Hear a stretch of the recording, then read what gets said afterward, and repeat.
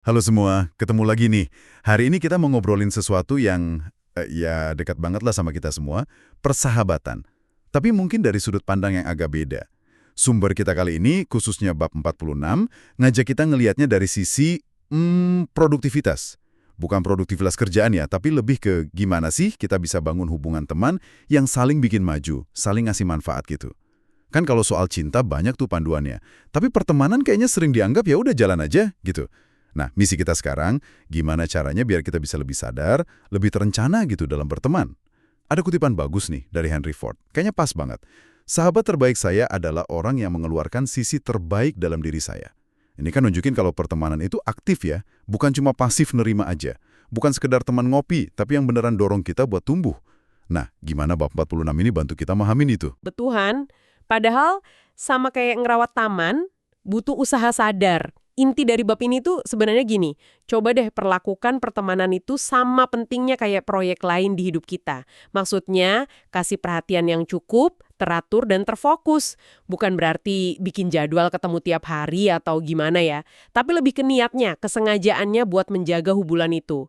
Dan ini bukan ide baru loh sebenarnya, Socrates aja udah bilang dari dulu. Intinya gini, pilih temen pelan-pelan, tapi kalau udah pilih, ya dijaga baik-baik yang konsisten. Menarik kan? Ada 2 tahap berarti. Milihnya hati-hati, terus komitmen buat ngerawat. Nah, pendekatan yang lebih sistematis ini bantu kita di 2 fase itu. Biar hubungan yang udah kita pilih susah payah, nggak layu gitu aja di tengah jalan. Karena kita sibuk atau lupa, ya kan? Tanpa dirawat, yang paling bagus pun bisa pudar. Oke. Jadi kalau kita mau aktif ngerawatnya, bab 46 ini kayak ngasih semacam panduan lah ya. Apa aja tuh poin-poin utamanya? Betul, ada beberapa ide penting. Yang pertama mungkin kedengeran sepele, tapi dampaknya gede banget. Perhatian yang konsisten. Bab ini nekenin kalau interaksi kecil tapi rutin, kayak say hello sesekali atau ngirim sesuatu yang relevan, itu efeknya besar buat nguatin ikatan. Jadi bukan soal traktiran setahun sekali gitu ya, tapi lebih ke aliran perhatian kecil-kecil yang nunjukin kalau hubungan ini penting buat kita. Kirim pesan singkat, nanya kabar, share artikel lucu, itu udah kayak nyiram tanaman lah, rutin. Wah, jadi kayak investasi kecil tapi terus-menerus ya, bukan pengeluaran gede sekali doang. Berarti ini juga artinya pertemanan lama yang mungkin udah agak renggang gitu, bisa dihidupin lagi dong? Tepat sekali. Sering banget persahabatan lama itu nggak beneran mati, cuma lagi tidur aja karena kurang perhatian. Sedikit usaha buat nyambung lagi itu bisa efektif banget. Nah, ini nyambung ke poin kedua, menjaga konteks awal. Kan banyak tuh pertemanan dimulai karena kesamaan ya, sekolah, kerja, hobi bareng. Bab ini bilang, coba deh secara sadar rawat koneksi ke konteks itu. Misal, inisiatif reunian kecil atau ya obrolin lagi minat bareng yang dulu bikin kalian nyambung. Kayak ngingetin lagi lem perekat hubungan kalian dulu tuh apa. Masuk akal, masuk akal. Ngingat-ingat lagi fondasi awalnya. Tapi kan kenyataannya waktu kita terbatas ya. Nggak mungkin juga kita bisa jaga semua hubungan seintens itu. Nah, itu dia. Itu bawa kita ke poin ketiga yang juga krusial.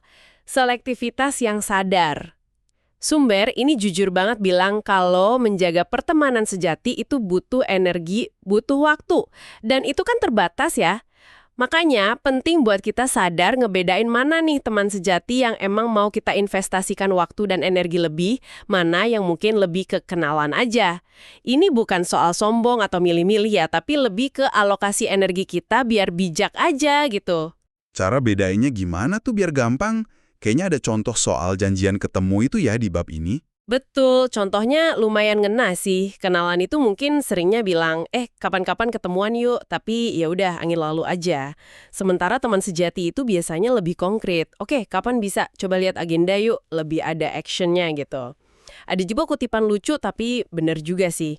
Pertemanan sejati itu pas kamu datang ke rumahnya, wifi kamu nyambung otomatis. Itu kan metafora ya, nunjukin tingkat kedekatan, kenyamanan, udah nggak pakai basa-basi lagi karena udah ada investasi waktu dan perhatian sebelumnya.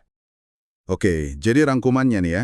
Kasih perhatian konsisten, jaga konteks awal hubungan, terus berani selektif juga karena waktu kita berharga. Gitu ya. Ini semua bagian dari pendekatan yang lebih sadar. Persis, intinya itu kejelasan kita perlu tahu apa sih yang kita cari dari sebuah pertemanan, dan apa yang bisa kita kasih juga. Mungkin ada yang dengar ini terus mikir, wah kok jadi kayak ngitung-ngitung untung rugi sama temen. Tapi bab ini jelasin, tujuannya bukan itu, bukan buat transaksi. Tujuannya justru buat menghargai hubungan yang emang berarti buat kita dan secara proaktif nyegah rasa kecewa karena kita nggak sengaja ngebiarin hubungan bagus jadi renggang. Ini soal niat baik, bukan hitungan. Nah, pertanyaan buat Anda para pendengar nih, seberapa sadar sih Anda selama ini dalam merawat pertemanan yang penting banget buat Anda? Jangan-jangan ada hubungan berharga yang tanpa sadar mulai pudar karena kita sibuk atau karena kita mikir, dia pasti ngerti lah. Padahal sebenarnya butuh disapa juga. Oke, sebagai penutup nih, coba deh kita ambil ide soal menghidupkan lagi pertemanan tadi. Coba Anda pikirin satu aja deh, satu teman yang mungkin akhir-akhir ini agak jauh. Apa satu langkah kecil, kecil aja tapi nyata, yang bisa Anda lakuin minggu ini buat nyiram hubungan itu lagi? Mungkin cuma kirim pesan singkat, nanyain kabar proyek yang Anda tahu lagi dia kerjain, atau share meme lucu yang ngingetin Anda ke dia. Satu langkah kecil aja. Siapa tahu, itu bisa jadi pembuka buat koneksi yang lebih hangat lagi. Coba direnungkan ya.